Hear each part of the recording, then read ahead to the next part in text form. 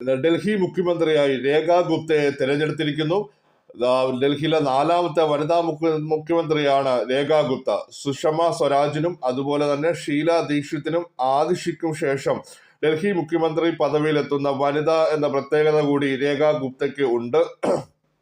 ഏറ്റവും പ്രധാനപ്പെട്ട ഒരു കാര്യം, ഈ രേഖ ഗുപ്ത 1990കളിലാണ് ABVPയിലൂടെ സജീവ രാഷ്ട്രീയത്തിലേക്ക് വരുന്നത്. 1992 ഡൽഹിയിലെ ദൗലത്ത് റാം വിദ്യാർത്ഥി ആയിരിക്കുമ്പോഴാണ് അവർ ABVPയുടെ സജീവ പ്രവർത്തകയാകുന്നത്. 96-97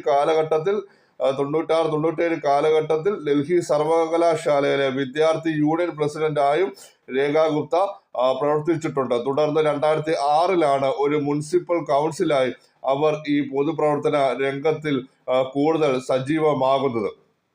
2012 ദക്ഷിണ Delhi south Delhi municipal corporation മേയറായും അവർ പ്രവർത്തിക്കുകയും ചെയ്തിട്ടുണ്ട്. ഇത്തവണ ഇത് ആദ്യമായിട്ടാണ് ഈ തെരഞ്ഞെടുപ്പിൽ അവർ നിയമസഭയിലേക്ക് മത്സരിക്കുന്നത്. ഡൽഹിയിലെ ഷാലിമാർ ബാഗിൽ നിന്നാണ് രേഖ ഗുപ്ത നിയമസഭാ തിരഞ്ഞെടുപ്പിൽ മത്സരിച്ച് വിജയിക്കുന്നത്. രേഖ ഗുപ്ത ഡൽഹി മുഖ്യമന്ത്രിയായി തിരഞ്ഞെടുത്തിരിക്കുന്നു. ഇന്ന് ഉച്ചയ്ക്ക് 12 മണിക്കാണ് പ്രതിജ്ഞാ ചടങ്ങ്. ഉപമുഖ്യമന്ത്രിയായി പർവേഷ് ശർമ്മയാണ് BJP തിരഞ്ഞെടുത്തിരിക്കുന്നത്. ഡൽഹി രാംലീല മൈതാനിൽ നടക്കുന്ന പ്രതിജ്ഞാ ചടങ്ങ് അതൊരു ചരിത്ര സംഭവമാക്കാൻ മാറ്റാൻ വേണ്ടിയാണ് BJP തീരുമാനിച്ചിട്ടുള്ളത്. ഏതാണ്ട് 30,000-ഓളം പേരാണ് പങ്കെടുക്കുന്നത്.